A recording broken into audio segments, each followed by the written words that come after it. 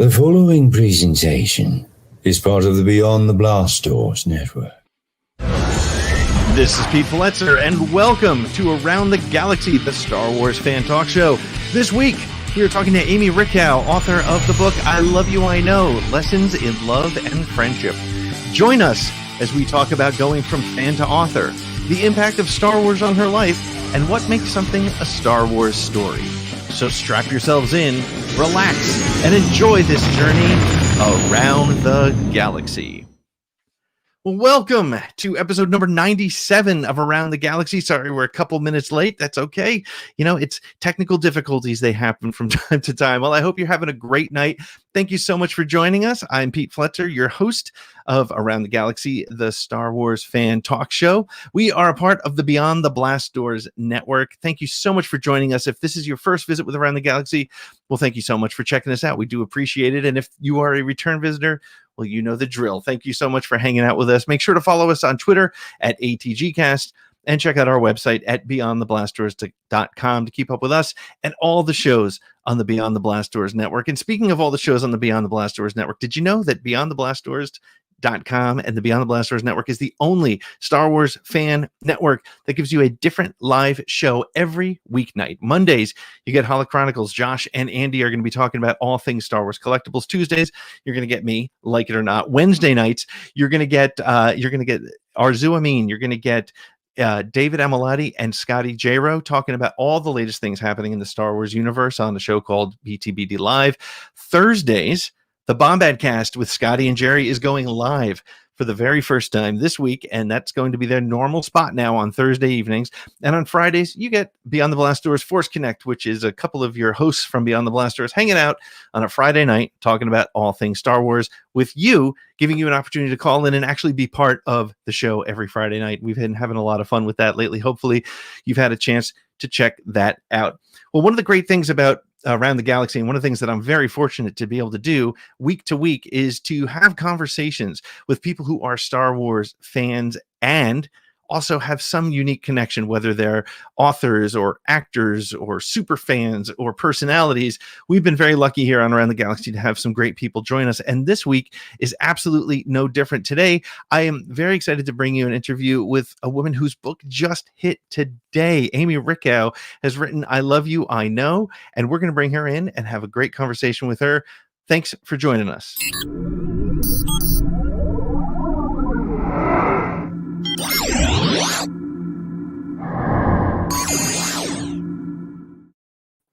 Amy, welcome to Around the Galaxy. How are you?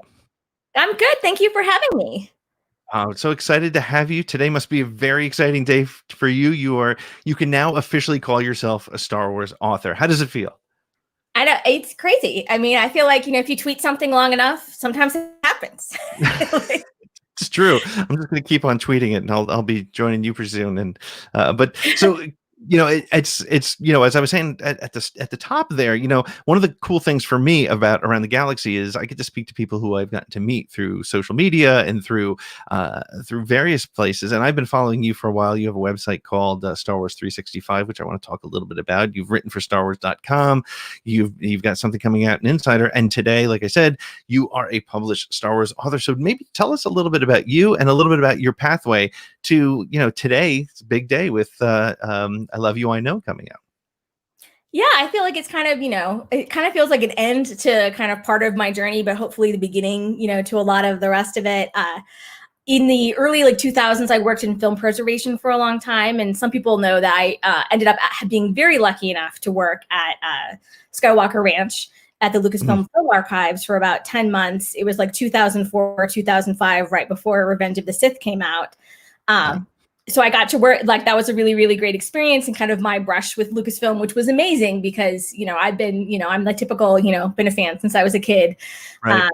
But then I kind of moved on to another area of my life, and I got married and I had kids, and I was, I wanted to stay home with them, and I did, and I wasn't really working very much. And what ended up happening is that something that happened to a lot of Star Wars fans in 2015, The Force Awakens came out, and I really just kind of felt my like, I was like, I want to be involved in fandom again. Like, I want to talk about it more than just with, my husband and try to bribe my kids into being Star Wars fans, which never really worked out that well, but that's fine.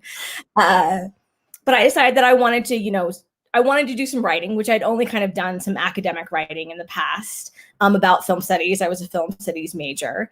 And I started writing about Star Wars. And I kind of first set a goal where I was like, well, I want to write for a website that's not mine. Mm-hmm. And I ended up doing that where I wrote for a while with Trisha Bigger's Fangirls blog, which was a great experience. And she was a great person to like chat with and like, get her editorial kind of opinions about. Mm-hmm. And then I was like, well, my next goal was, writing for the official website and then Star Wars Insider. And then eventually I was like, my end goal was kind of like, I want to trick someone into letting me write a nonfiction Star Wars book. Like, that's really what I wanted to do. And I really, I wasn't shy about letting people, I was trying to, you don't want to be obnoxious, but it's always also important to let people know that you're interested and you want to do it. Right, you have to politely nudge your way into things. I get that. Yeah.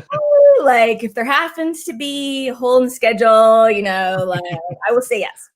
And so, yeah, this is really, it's you get that magical email that's like, do you want to write this book that we have this idea for? And of course, I got to interview Ashley Eckstein, which was amazing last year. It was one of the highlights of my year last year. And she was talking about, I was talking to her about her book, I Am a Padawan, that was the golden book that she wrote. And she said something that really has stuck with me the entire year is that she said, when Star Wars asks you if you want to do something, like you say yes. And I was like, that's very relatable. Yes, that is what you say. Yeah. So I was, when I was approached by DK, I was just thrilled to jump in. So tell us a little bit about the book. What's the concept? I've read it. I mean, I could tell, but I didn't write it, so I'd rather hear it from you. It's tell us a little bit about the book and also, how did you go about bringing it to life? Sure. So it is very similar. If you have read the DK books, Be More Vader, Be More Yoda. They also have non-Star Wars books, Be More RBG. It's a similar format to that, where there's like a 2-page spread. There's a quote. And there's kind of like, there's a short, paragraph of text, and it's, a bit of a kind of like a lesson, like something that you can kind of take from a fictional world or a historical person's life into your own life. And how, with the Be More Yoda, Be More Lando, like those were all based on one character. And the difference with this book is that they are pairs. And there's several sections of the book. There's true love. There's it's complicated. I like to joke with people that like the entire book could be it's complicated. It's true. Because we're talking about a whole bunch of tragic relationships, right, where everyone, no one survives, their Star Wars stories usually. So. Yeah, I mean, lessons in love from Star Wars are kind of hard to. It's like we're writing a lighthearted relationship advice book about a book where almost everyone dies tragically. Like, sure, it'll work. Yeah, I got a good feeling about this. Well, one thing I really like about the book is that it really puts friendships on the same level of as important as romance. It puts, like C-3PO and R2-D2, like they get as much attention, their relationship, as Han and Leia do. And I think that really is, that's important. And I think that's very common in Star Wars stories that, they're all about the relationships. And so there's family relationships. And one of the big challenges of it was really, I wanted to, I was told it should be a film heavy book. And so most of the pairs are from films. And I really wanted for each of the 11 films for fans of them to feel like there was a pair that was really specific to that film. I also wanted to get in as much as animation. If they ever let me do a sequel, I would love to have more animation. Yeah. And I mean, it like my list of pairs was twice as long as what was in there. Oh yeah. Because there's just so many great relationships. And so it was challenging to figure out both, you wanted to have moms, when they're, like a son, you wanted to have, platonic friendships, you wanted to have romance, you wanted to have, more complicated relationships. You wanted to have like the, Jedi Master and the Padawan relationship. And, all of the relationships are different, but you trying to come up with, I think there's 25 couples trying to come up with really unique lessons. So you weren't being repetitive. Yeah. That was one of the challenges of the book. And it works really well because I think, like you said, it's not just the romantic piece. It's building relationships, and what makes it kind of interesting too as well. I mean, when I got the book, I read it, and as soon as I was done with it, I gave it to my 11-year-old daughter, and she enjoyed it as well because Oh, it's so great. now she's at that kind of, I don't know if it's boys or just dealing with relationships differently. I mean, even parent relationships. So I mean, Your parents, yeah. yeah, and so I mean, and Star Wars is full of that, and I think, and I'd love your thoughts on this, the sort of the different lessons, and I think I've had this conversation with people before about sort of each trilogy seems to have its own sort of family story to follow. Of course, there's the Padme Anakin story, and Anakin and his mother in the prequels. The originals have, of course, that father son relationship that was, took a little time to get to. And of course, then the final message of the sequels to me is, choose your family. So how did you incorporate that kind of thinking, or did you go about that? Did that impact any of the decision making you made as you tried to put the story together, the book together, not the story, the book? I mean, I wanted to have the most diverse set of lessons in there. And I wanted to make sure that, as many characters from as many films could be, represented in there. And I think that one thing that's important is that, like, this book isn't kind of like a deep dive analysis of these relationships and like telling you everything that's important in here. It really is kind of like, here's a relationship tip from like one kind of aspect of them. Like, it was a pretty short deadline. And so for many of these pairs, I submitted several different lessons. And so different people would have come up with different lessons. I think that for like Han and Lando, like I kind of, was going between a rivalry and like giving a friend a second chance, like kind of taking different aspects of it. But it was hard. I didn't have a lot of real estate, for the writing. It's not a lot of text. And so it was definitely challenging to kind of talk about the pair, especially if you're not as familiar with them, because there are some smaller characters, or like if you haven't seen Rebels, like, that might, be a new, like, talk about who they are. But then also the whole point and the focus of the book is connecting it with your own life, and like, how can you take something from these characters and kind of like, a tip or guidance in your own life. And I think you said something really important to understand about this book when you pick it up is, number one, it's not a deep psychological dive into what a relationship is. But it's a nice way to, I think what I enjoyed about it was, it's a good way to look at your own relationships or any relationship, but just sort of put a little bit of a Star Wars color to it. And I think that's where it works. And again, it's a nice, easy read, a fun read.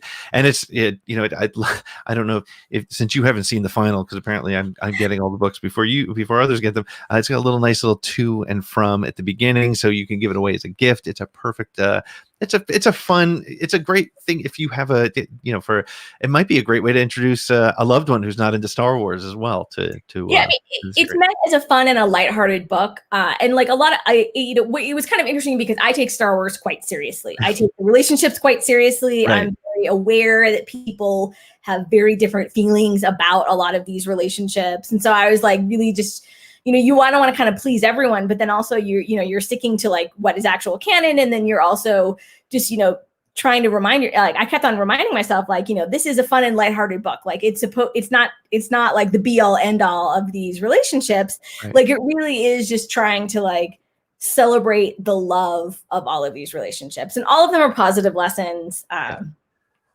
Yeah, and I love that you picked up the droids. You mentioned it earlier, and I love that because I think that's one of the most fun things about Star Wars is that there's relationships all over the place, and that's even machines are having are teaching us things about how to be better people, which is kind of an interesting perspective. So tell me a little bit about, you said you've been a Star Wars fan your whole life. What was your introduction to Star Wars, and what's some of your earlier memories of becoming a Star Wars fan? So one of my first memories of life is watching the Death Star destroy Alderaan. Like that's the only memory I have from seeing A New Hope in the theater, but that is the memory that I've been able to kind of date. So, it sounds very traumatic, but like, sounds very scary, yeah. But, my parents got my sister and I like all kinds of Star Wars toys that year. And then it just always was kind of there. But when I really, really became a hardcore fan was when I was 10 and Return of the Jedi came out. That was kind of a hard year, I remember, for like friendships. And it was kind of like, if there was one year that wasn't great in my childhood, it was probably that year. I think that I really wanted to escape into the world. And I really kind of embraced that story, like adventure. I think that most Star Wars fans have had that moment where they're Luke and they're looking out to the suns and Tatooine and they're just like, ugh, like, can I just please leave? Like there must be something else. Like this can't be it. And I think that because that was kind of a rough year, I mean, it wasn't that, but I mean, it was like, not the best year for me friend wise. Like I really kind of latched on to this world. Yeah, and so you were was that the first you saw them all in the theater as a kid? I guess if I did a couple of times, but like what's funny about the only thing I really remember about seeing Empire Strikes Back is that I was terrified that Luke was going to hurt. I mean, that Yoda was going to hurt Luke. And I kept on like pestering my dad, like, and he was like, "It's fine. Like Yoda is not bad. Like, chill out. Please stop talking to me." But I was completely freaked out by Yoda, and not even just like the stuff in the cave. Like, I was literally terrified of Yoda. And like now when I watch it, I'm like, oh, I can see why I was, looks like.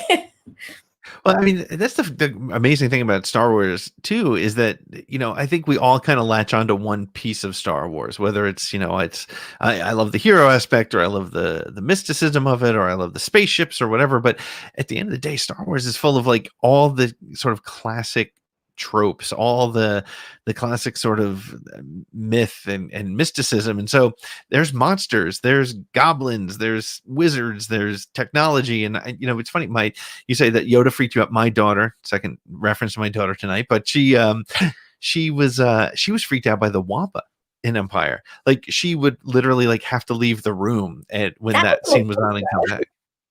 The Wampa fear, that makes more sense. Yeah, Yoda, but Yoda's kind of like a weird little green dude. So who knows? I love Yoda. I have only great feelings about Yoda. Yeah. No, so you saw Jedi, and then there was, of course, the sort of the dark time where we didn't have Star Wars for 15 years. Did you get into the EU, or did you sort of slip away from Star Wars a little bit? And also, it seems you got into film from a academic perspective. Yeah, I mean, I think that really, watching Star Wars, I ate up every single behind the scenes documentary that came out and watched it over and over and over again, learned about film, heard George Lucas talk about films that he had seen, watched all of those. And so it's really like a little like film university. Like when I was growing up, my parents were both really into films and especially classic films. So they were like very excited to help me, watch all of these films. And I ended up becoming a film studies major, and, really, almost went down kind of like the film academic route, but then ended up going into film preservation. And I remember, and this is like, and I know I've tweeted about this, so I know people have had this exact same experience, walking down the mall and you walk past Walden Books and you look over and Heir to the Empire is right there. And you're like, oh my God, like, is that a Star Wars book? Like, what's going on? Like, I didn't know that was going to happen. Yeah. And I saw that book and just completely like, snapped it up and, devoured it. And I read quite a few of the EU books when they first came out, but didn't keep up with it as much. I really only started getting into comics when I started doing my 365 Star Wars. I'm like very, very late to comics, but now I read comics all the time. Like I just got into them as a 40-year-old, that's like maybe my midlife crisis, my comic crisis.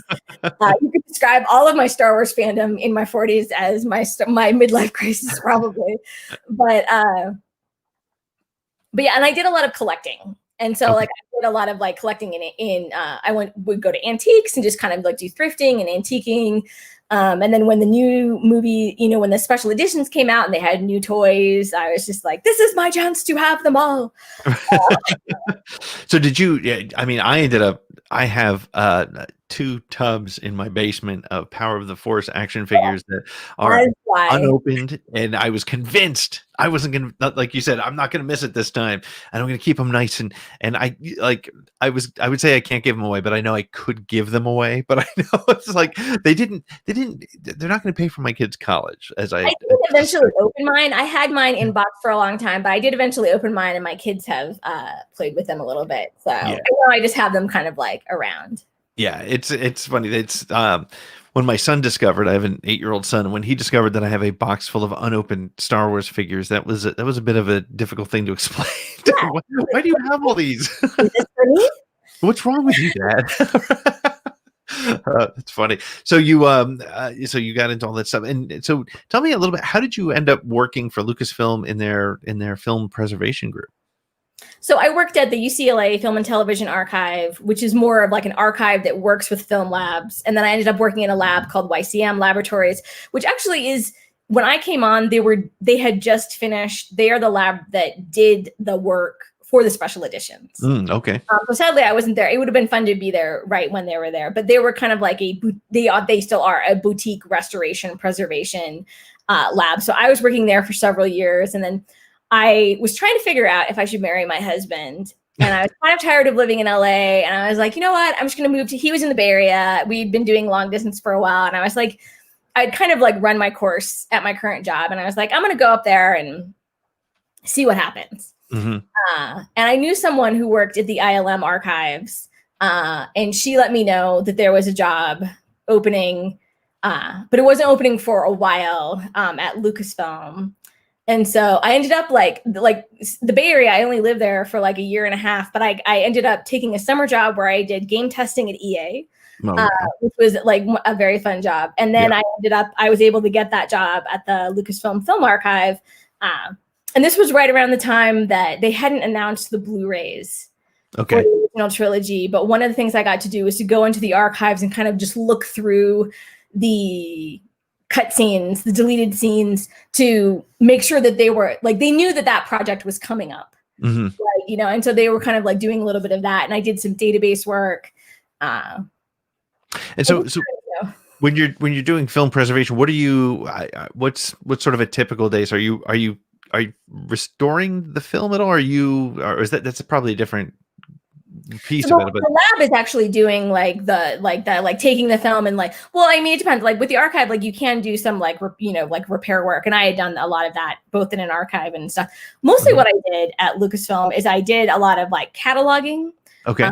And I worked on a database that I know now no longer exists from people that were at Lucasfilm, where I was kind of segmenting the first, I guess it was the first 5 films, because Revenge of the Sith hadn't come out, into I was kind of identifying aliens and identifying dialogue and doing some stuff just so they could more easily access the materials. If for the people who have the Revenge of the Sith score, if you bought the CD for it, it came with a DVD that is Ian McDermott, and it's like a music video. Yeah, it's amazing. Anyway, I got a credit on that as a special thanks. For one day, I picked up the phone and someone in the UK was like, "We really, really need this sound element for this project. Can you track it down and get it to us?" And that's you go the film archives really look very, very similar to the end of Raiders of the Lost Ark, where there's boxes and boxes and boxes and boxes, and like you're just trudging down there, you're just trying to find it. But it was also cool because, there were, George Lucas had some of his own kind of, personal stuff in there. And obviously he never went through that, but it was just kind of, obviously Skywalker Ranch, if you ever get the chance, for people who go there, like it really is just an amazing place. Like the house was not in the house. This was in a different location where I would just literally not see anyone, unless I went out to lunch, because there was only one other person in the archive. So it was an extremely isolating kind of a job, but it was also it was really cool. And it was fun to be, a little part of that organization. Yeah, I was very fortunate to Steve Sansweet invited me out to the ranch. I was in San Francisco visiting for another thing I was working on, and I did have the opportunity to go, and it was really amazing. It was a day full of like amazing little stories, but the closest related, and it's more sound related than than film, but I was he walked me through the THX theater, which was amazing. And he said, I'd love to take you into the back and show you the mixing room, but James Cameron's working on his new film, which was Titanic. Right. So, I didn't know it. I was like, oh, it's the alien guy. That's cool. I'll Right. some of the aliens. What's so funny is that there are people who were working there then who I have now kind of met now, and they were like, "That's so weird that you were there." I'm like, "I know." I really didn't, because like the Presidio where they are now wasn't open. Wasn't open yet. That's right. Opened right around the time that I left, and I didn't get to go. Like when I went to the Bay Area in 2019. And I got a tour of the Presidio, which was hilarious because I was like, I never thought I was going to get in this building because it opened in 2005, but I'd never been there. But now it really is just kind of funny, running into people who, because there are I don't know if a lot, but like there's definitely some people who have been there for a very long time. Yeah, it's interesting when I talked to when Hal Hickel was on the show a couple of weeks ago, he was talking about how the amazing thing is there's still people who were there from 1976, 77 working on the original films. There's people who've come through and, just gone on to do other amazing, like Rob Coleman is now, at another studio, but doing amazing things. So it is true. It's kind of, I can't imagine just the talent that's come through there. And I always think back to even like Lucas creating the original Star Wars with his friends who are these up and coming filmmakers, these little nobodies like, Francis Ford Coppola and Steven Spielberg, these guys nobody heard of yet. And they were all just kind of, in this group of film making. Can you imagine the conversations that were going on in those rooms as they were building those things? So, so it's sort of a Star Wars, fan and an expert and this sort of thing. One of the things that I've been giving a lot of thought to lately, and I don't have the answer, and I'm really curious as your perspective is, as we come to the end of the Skywalker saga, allegedly, I mean, who knows what's coming down the road. One of the things that I would love to get your perspective on is what makes a Star Wars story versus just really good, fun science fiction, right? Like Dune is fun, but it's not Star Wars. It doesn't have that same sort of element. Star Trek is pure science fiction, but it's a different type of story. But Star Wars is essentially kind of its own genre now. So what, in your opinion, what makes Star Wars Star Wars? I know it's a hard question. I think that, it's a cliche to say that like a story based around hope and redemption is, a Star Wars story, but I do think that those two things are very important. I think I actually tweeted out earlier today that like a mix of hope and love and pew pew, like, like that's how you get it. Like, yep. I always think of it, to me, what was so great about Star Wars, and especially when I was just learning about it when I was a kid, like, why is this different? Like, why did all these people, why did James Cameron and, when he saw it, like he freaked out and Ridley Scott freaked out, like what made them, forget? And it was like, it's the lived in universe. Right. Like it's not like shiny and bright and new, but it's the mix of like the past and the future, and it's also just bringing it's conflict, but it's also a bit of a fairy tale, at the same time. Like I've never been religious, that's never been a part of my life, but I don't feel very spiritual. Like that's not bad to say, but like that's just like I don't think that that's like a huge part of my life, but like I do really like love the concept of the Force, like that is, I think that is like really meaningful. And I think that really kind of, is something that kind of sets it apart, that like, I think that most Star Wars stories are underdog stories. And I think that also, just very appealing because, I think that for me, Star Wars stories have always been very comforting. And like when I'm feeling down, like if you watch that story, you're like, no, like I shouldn't stop. I should keep going.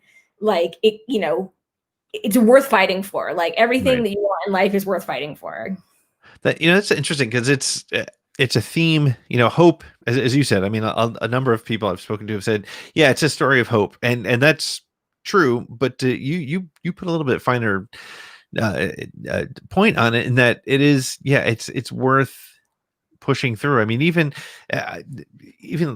Mandalorian, right? I mean, he could have given up 15 times over 16 chapters and trying to do something to save this child, but he found out it was that bigger purpose. And it's not just hope from the from the perspective of, Leia trying to save the galaxy through the rebellion. It's hope, it's personal hope. And I think, even a story like, and I think you mentioned, Jyn Erso in your book, that hope that she has comes from a completely different place. And it's either a personal hope or it's this bigger cause. And I think that might be closer to trying to distill what Star Wars is about. Is it's really it's bringing that perspective to from both of, what's the personal win in the galactic struggle. And I think I'd love I don't want to put you into, we talked a little bit before we got on about sort of the bizarre social media space that we live in, and I know that certain parts of the sequels do tend to bring a different perspective, but I've said that's one of the things with The Last Jedi as a film, is that it's the most personal story, right? It's really a very small story. The galactic consequences aren't what are at play necessarily. It's that very personalized story, and trying to find, in the case of Rey, what her hope is, and trying, Kylo trying to figure himself out in a way as well. And I've just rambled for a couple minutes, but I mean, I think one of my favorite things about the sequel trilogy is that people did interpret things different ways.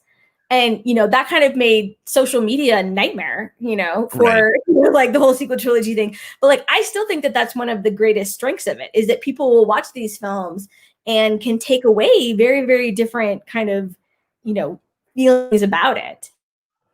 Yes, I think that's 100% it. I think it's a lot of that ability to take what you can and what you want to from the stories. Yeah. I think that Misty Rose is like, she was Queel and she was Frog Lady, and they were two of the best Star Wars characters, or like side characters, because Queel had every reason to give up, had a horrible, challenging life of like servitude to the Imperials. He never gave up. He never became bitter. He always stayed true to himself. He gave IG-11 like another chance. He didn't give up on him. And he's like, no, I can see past what the programming was. And then you've got Frog Lady, who is just, like hell bent on saving her eggs and isn't going to take anything from anyone. And, just you get these characters of incredible strength. And even though they're not human characters, it doesn't matter. Yeah, it's another really great point. It's the side characters that create as much as much of a compelling story as the main characters. And it's not even like an ensemble cast. Like a Game of Thrones, every character was a main character if you break it down. But even the people you meet along, that are heroes, meet along the way. And I think, geez, that really goes to sort of the classic storytelling, right? That sort of the character, the beggar on the side of the road that changes everything, and Mandalorian has done that incredibly well. And geez, even the sequels, some of the side characters, as much challenges as Rose faced, Rose drove one of the main characters to learn so much and change. And even DJ, who I actually really like a lot. I think that's a character that's so underappreciated, but without meeting him, you don't get that different perspective on what war is about and who's really winning and losing, right? So yeah, I mean, one of my favorite spreads, one of my favorite pairs for the book was Rose and Paige, because I thought that The Last Jedi did such a great job of showing the strength of their sisterly bond, even though you never saw them together, on screen. And I'm all about like more Star Wars sisters, more Star Wars like female friendships, like that is underdeveloped, I think, in some ways. And so it was really great to, have Rose and Paige Tico, and have Leia and Holdo, and really just kind of, give them a good spotlight.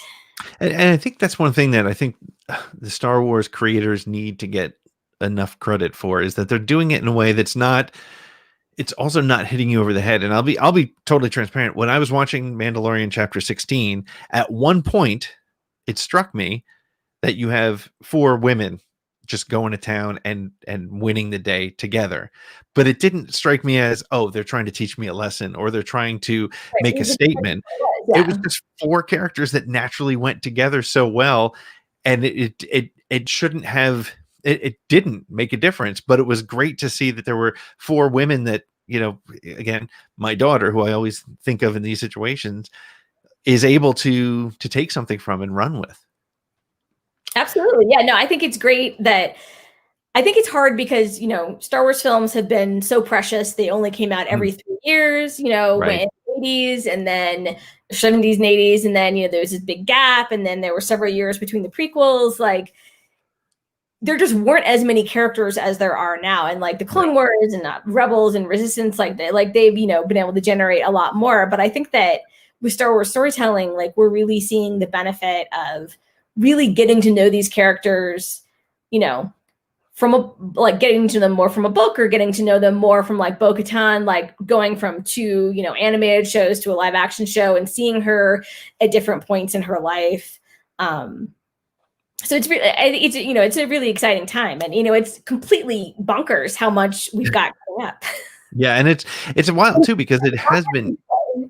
Yeah, I mean, we're looking at 43. I mean, we were talking not too long ago on the show about the fact that I think it was with Michael Morisi and Mike Chen, who just were in From a Certain Point of View, talking about Ahsoka's story. I mean, we've seen this character from 14 years old or whatever age she was when she became Hispanic, all the way to Rosario Dawson's version, and we're going to see more. And that's because you have 40 years of storytelling. It's not jammed into 3 books. Well, it's jammed.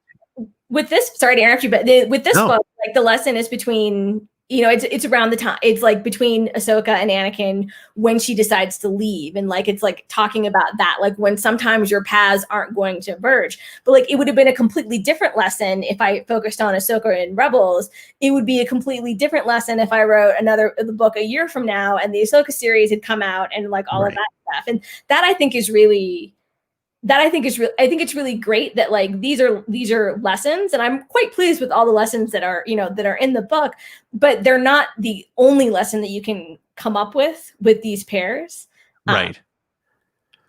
Yeah, and that must have been the part of the challenge for you, because as you were saying before, I mean, you could take 2 characters, and because we have so much story and such a rich history, like you and your husband, me and my wife, there's lessons you've learned along the way, and we've seen them on screen, we've seen them in books, we've seen them on television. So it's pretty it's pretty interesting that we now have that depth of story that 43 years ago when I saw Star Wars in the theaters, I never would have thought that here I am 43 years later running a podcast still talking about Star Wars. Yeah, So I mean, I might have said earlier, like, I mean, I had a list of, it was at least 15, 20 characters, like pairs of characters that I thought easily could have been in this book as well. And that was the most painful thing, is that I was like, oh, like, people are going to be mad that this person isn't in there. I am too,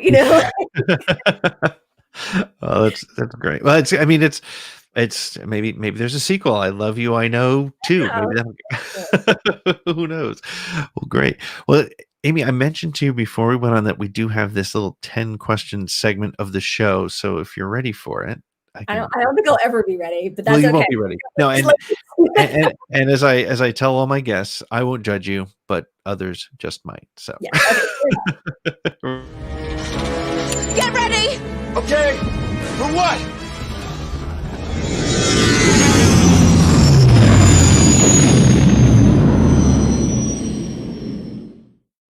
It's much better if I make it more dramatic with an opening video. Yes, it puts more Time pressure for my on. anxiety to rise. That's right. Exactly. So, Amy, what is your favorite Star Wars movie, TV show, or book? Or one of all each, or however you want to. Is that easier or harder? I usually say The Empire Strikes Back, although I really do struggle between Empire Strikes Back and Return of the Jedi. I think Return of the Jedi might be my favorite just because it's the one I turn to probably the most. Mm-hmm. Although I have to say that Rogue One is creeping up on it all the time. But I think I'm going to say Return of the Jedi. Yeah. Well, what is it about Rogue One that pulls you? I mean, it's a fantastic movie, but it's interesting because it's a different story, right?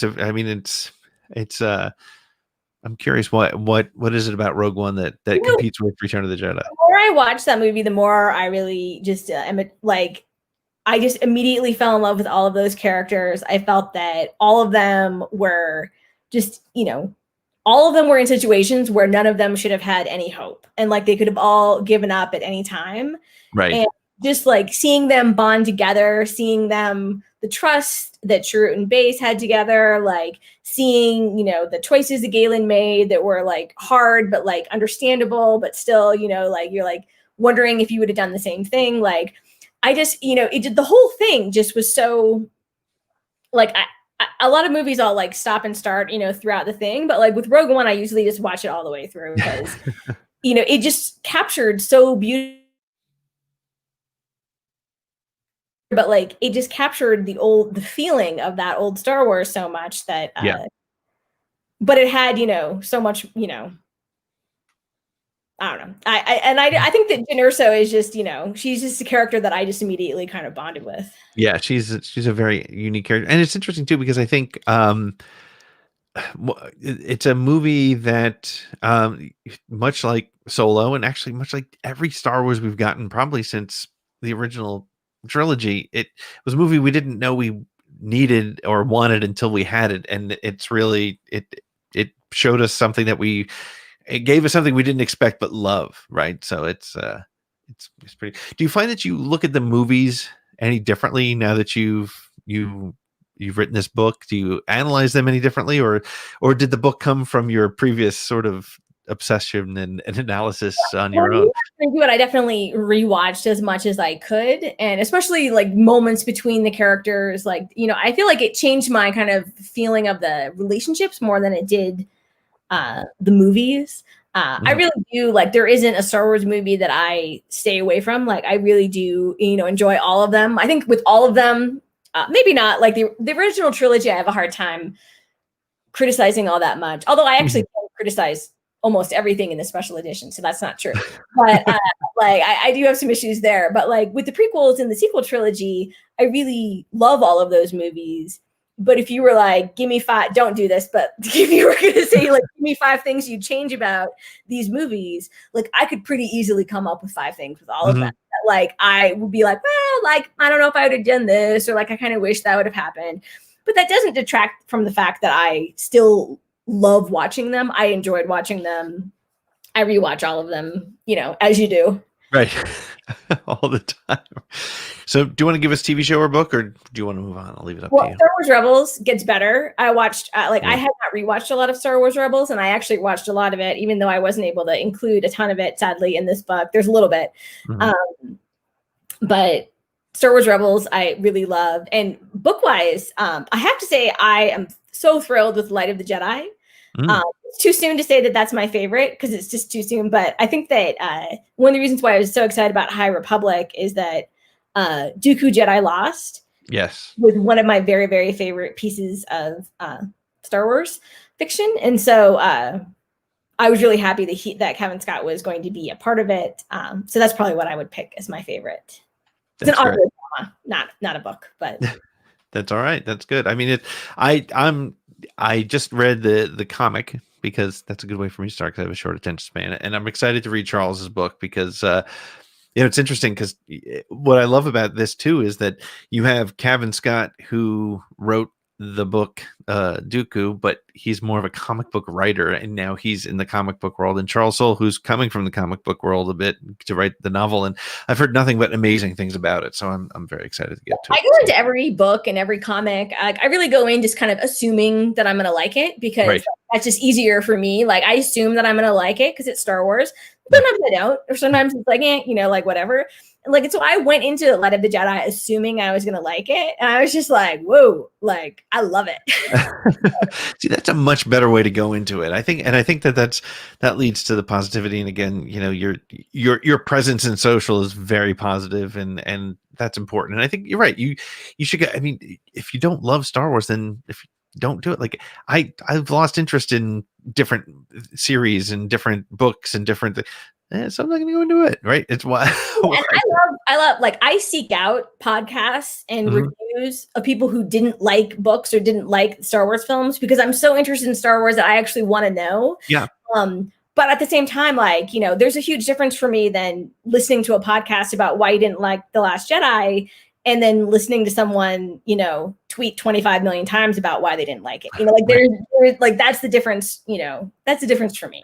Right. And if you look at it from everybody has a definite right to an opinion, and I'm with you. Like movies that I love to also read the opposite side just to see, okay, that's an interesting perspective. And in some cases, it makes you almost, I don't want to say, it doesn't necessarily make you love what you love more, but it certainly makes you, it gives you a deeper look into what you love, right, from that perspective. So yeah, no, I mean, I think that, I think it would be crazy to think that everyone would love all Star Wars. Sure. Like, Yep. I mean, because like I certainly don't. Yeah. But I for the most part, luckily for most of the films, they have worked for me. But like, there are certainly books and comics that haven't. But I then just don't follow it. Right. You move on. Exactly. Well, cool. Well, speaking of moving on, let's go on to question number 2, which is, if you could live on any Star Wars planet, where would you want to call home? I feel like you have to say Naboo. Although, I don't know, maybe you say Alderaan before it blows up. I feel like I've seen images of Alderaan. It looked pretty sweet. So that's what I'm going to say. You can say Alderaan pre Death Star. Was it? Alderaan, but before, then I leave before. Right, you got out of town before. I'm on vacation. You were visiting Naboo, actually. Yeah, I just stayed there. You just stayed. So that all worked out. I like that story. All right, question number 3 is, would you consider yourself a rebel or an Imperial? Oh, rebel. Yeah. It's hard sometimes. Like Imperials, but as you do. But right. having Orson Krennic in this book was, I feel like, my greatest accomplishment in life. I was going to mention that because Orson Krennic it's funny. He is, I've said it on the show before, I think he's my favorite Disney era Star Wars character.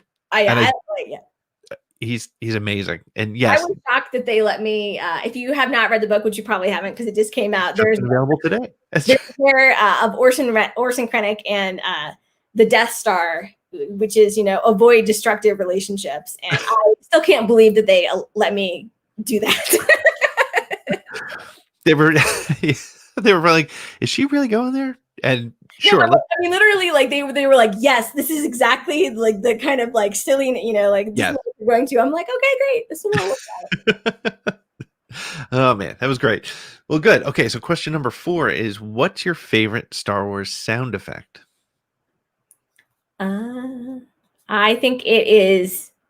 I wish I could make the sound. My husband can make the sound really good, but it is the sound that Tauntauns make in Hoth. That like, like that kind of. That's pretty good. I think I'm going to add that because I've been doing, as I said, this is like 97th episode. So I think from now on, I'm going to say, what's your favorite sound effect? And then make my guest do it and see if. Are you a real fan? Yeah, right. Are you turning your fan card? I was like, come on. I think that like maybe part of the reason why it's like my favorite is because my husband can make that sound, which is like, I don't know why I even know that, but like, random fact. That's funny. I love the fact that Tauntauns are furry lizards that live in the snow but can't survive in the cold. I just love that whole paradox of what a Tauntaun is.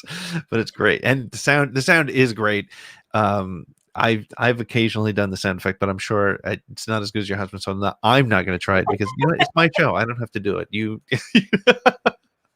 All right. So the next question is who or what? I'm still not sure if it's who or what. I'm going with what right now. Although that doesn't feel right. Is your favorite droid? I think it might be K2SO. Yeah. Just because so different and just so hilarious. And that's one of the reasons why Rogue One to me is like a miracle film, is because like the entire film was depressing and very like it's very high drama and stuff like that. But then it's also got so much humor in it. Yes, it does. And it's funny. I told I think it was Hal when he was on the show that when I took my kids to see Rogue One, I was a little nervous because they were younger than they are now. I mean, they're 8 and 11 now, so whatever that was, 3 to 4 years ago. And I was worried that they were going to be traumatized by the fact that all their favorite character, all the characters that they get to follow, don't make it out of the movie. And I don't know that struck them, but they were real. I remember my son afterwards was really upset that K2S. I mean, he wasn't, Dude, that scene is really hard. It's pretty dramatic. Yeah. This is so. I had a similar concern about my son, but I saw the movie for the first time with him. Okay. And I remember near the end, I was like, all right, everyone's gonna die.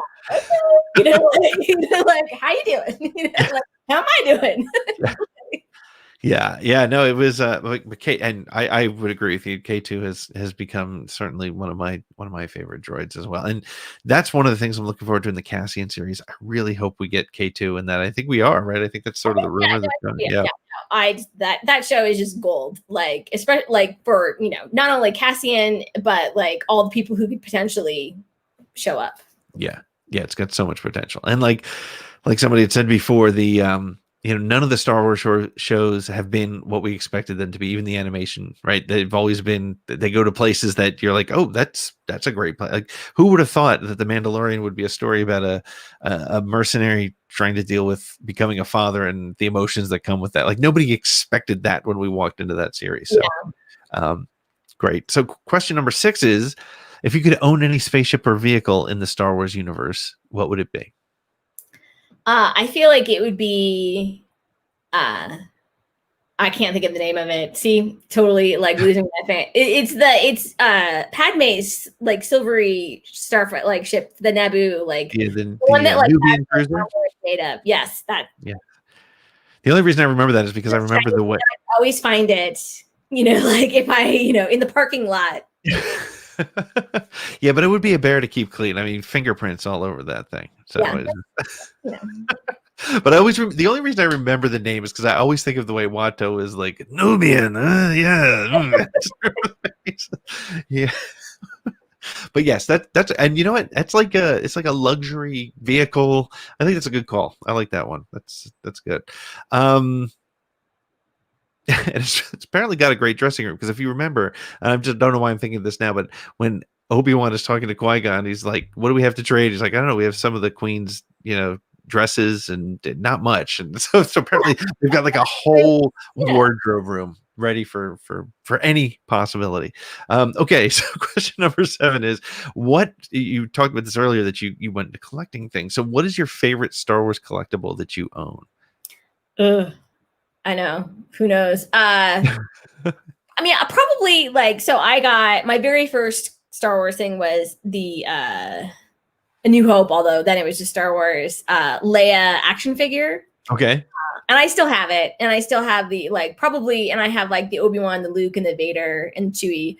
I think that the Leia from that is probably my favorite. Partially just because I've kept it alive and I know where it is. Yeah. But I think that's probably although I was like, I could pick any of these things. Yeah, and we were talking a little bit before about those Power of the Force figures, and I remember the Leia and the Luke were like these killing machines, and it was very, very different look. And I love that the vintage type figures are making a comeback as well. I think that's really cool. All right, so cool. So the next question is: if you could be any character in Star Wars, and now that you've studied so many for your book, who would it be and why? I know. I feel like I would be I feel like I want to be a Night Sister. I feel like I want to be like Marion, or even Ventress. Wow. Part of me is I immediately go to Rey or Leia, and I'm like, really though, if I really got to do it, I think I would like to be someone who's got a little bit of a darkness, just so I could be more free to kind of go about, maybe Kira. Okay. I think that I won't be different than, not that I'm really like Leia or Rey, but I'm more like them than I am Kira and Ventress. So I'll go Kira Ventress, that somewhere in that direction. I have to say, 97 episodes, nobody has said Kira or Ventress, and you seem like such a nice person. And yeah, that's just 2021 is taking a toll already. So it's been a rough 2 weeks. We get it, but it's funny though because Ventress even has almost a redemption arc as well. So it's Ventress is a fascinating character, and I would love if they can make her. Everyone else is not dead anymore, so just bring her back. Just figure it out. I'm good with it. Yeah, and she does have, I think, maybe the coolest lightsabers. I'm not, I'm She pretty does sure they're pretty cool. So, and of course, Kevin's book really, Jedi Lost gave us some really interesting insight into her, and yeah. And I think that was such a great Rebels arc, and yeah, she is a great character. I haven't thought about her. I'm gonna Well, they pay should more attention. probably do more stories within her, current lifespan. But I want Ben Solo to not be dead. I want Ventress to not be dead. Like there's the whole. I'm totally like they've opened the floodgates, and so I'm totally fine with No one's ever really gone. That's right. All right. The next question is, what's your favorite Star Wars moment? Oh, it probably. I don't know. It's kind of hard to think of it like without thinking of the trilogy. Like for the original trilogy, probably my favorite moment is when Luke threw down his lightsaber when he was fighting with Darth Vader. Mm-hmm. Like that moment, I think was like probably the best. But I think I really have to say the moment that Rey got the lightsaber in The Force Awakens. That literally, not only was it a great moment in that film, but it was literally the embodiment and my fantasy of being in a Star Wars movie brought to life from like decades of being a fan. And so like that moment really like hits me in a very kind of different way every time I see it. That is a perfect Star Wars moment. That's a really great, and it's interesting too, because I don't know if Daisy Ridley gets enough credit as an actress for the 3 films she was in, the 3 Star Wars films, because she brought those moments to life. Last Jedi, she really was able to tell the story, and of course Rise of Skywalker. But I think in The Force Awakens, just you got that she was so alone and so much in wanting something, and she did that with without having a long backstory, any backstory really. And when the lightsaber jumps into her hand, you feel every emotion she's feeling at that moment too. And I can, you're amazing job. Yeah. I mean, overall in the sequel trilogy was just a total gift. Yes. Yeah. 100%. 100%. So, well, great. Well, the last question on this list is, what is your go-to Star Wars quote? Well, I feel like my go-to, I don't know if I really say any. I would say that my favorite one from the book is the Chirrut and Baze, like, I don't need luck, I have you. That was probably like, like when I was like looking through quotes, it was always kind of challenging because sometimes the best quote didn't really match kind of any kind of lesson or like any kind of tip. Right. But that's a quote that is my favorite from the book. I'm not really sure if I have a go-to Star Wars quote other than "May the Force be with you," which is probably just the best quote from any movie, just because it just kind of it just has been used so much and just encompasses so much. Right, and it's funny because it's become such a part of our culture, right? I mean, anybody can say it. Even people who've never seen the movie, which would be rare, but they're and it works for so many people in so many different ways. So. Well, Amy, thank you so much. This was so much fun. Tell people a little bit about, we didn't talk about it, but I think it's important. I want to hear a little bit about Star Wars 365 and what you've been doing there for a while, right? I mean, how long has that site been there?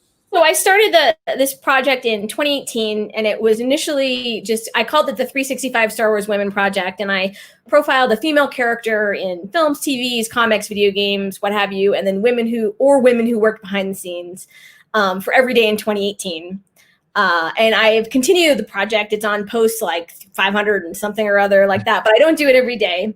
But I have interviewed a ton of women that have worked, as authors, as actresses, as executives, as, of all different kinds of things, like video games and fantasy, like role-playing games. So you can find that at 365starwars.com. And I write about other, Star Wars-y kind of things in there too.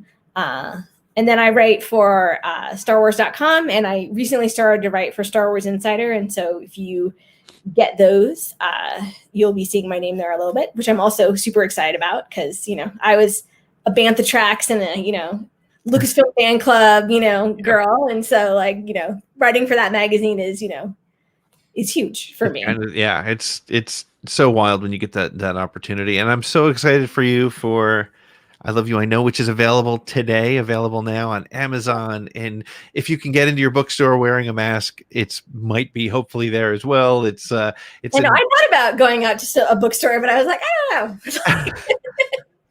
yeah. But it's the link for it is in the description of the show, so please check it out. It's such a fun read, and like I said, it's great for fans. It's a great way to introduce people to Star Wars. Your loved ones that you want to pull in, and like I said, my daughter loved it as well. So it's great for it was all definitely meant to be accessible to fun for someone who's very familiar with characters, but not necessary to have seen all the content. Because it's not a book you read in any kind of order. You can just kind of open it up and kind of enjoy whatever hits you. Yeah, it's so much fun. It's a lot of fun. And this has been a lot of fun. Amy, what's your Twitter handle so people can keep up with you and on all your goings on? So I mostly tweet from at Amy Richow, but I also have at 365_StarWars, where I'm doing this year kind of like little snapshots of aliens. It's kind of like a little referencey, geeky thing where I'm doing droids and planets and, creatures and stuff like that. So that's mostly where you can find me. That's great. Well, thank you so much. This has been so much fun, and I look forward to your next book, and I'll be watching for you on Star Wars Insider. Thank you so much, Amy. This was great. Thank you so much. Well, that wraps it up for this episode of Around the Galaxy. Thanks to our guests, and thank you for hanging out. If you had fun, please like, subscribe, and share. If you really liked it, please feel free to head on over to our Patreon page at patreon.com/BeyondTheBlastDoors. You can also find that link on BeyondTheBlastDoors.com, where you can keep up with this show and all the shows on the Beyond the Blast Doors network, as well as find a link to our merch store. And if you use the code ATGCast, you'll get 10% off your order. So until next time, this has been Pete Fletzer, and we'll see you for our next trip around the galaxy. Around the Galaxy is copyright 2021 Pete and Seat Studios. Our music is brought to us by the band Silver Colored Knob, whose music can be found on Apple iTunes, Spotify, or wherever you find music.